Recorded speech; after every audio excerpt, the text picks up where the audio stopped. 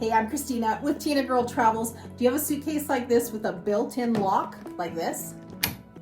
If you do, I'm going to show you how to change the combination. Let's get started.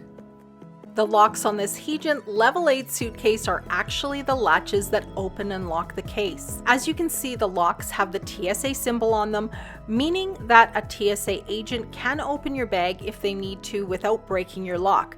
It also means that if you ever lock yourself out of your bag, you can look at the number and order a key to open your bag. I'll link those down below.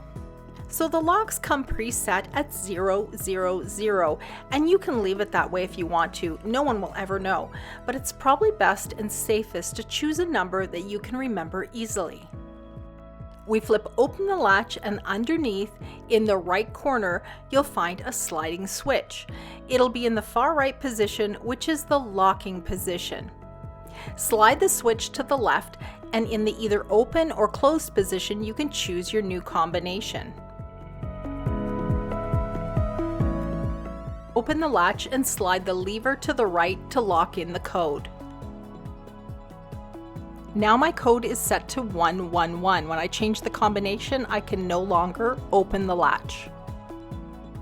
Turn it back to 111 and it opens easily.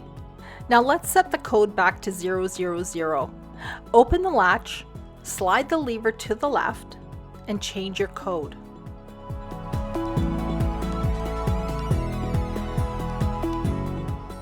Open the latch, slide the lever back to the right, and your code is set back to 000.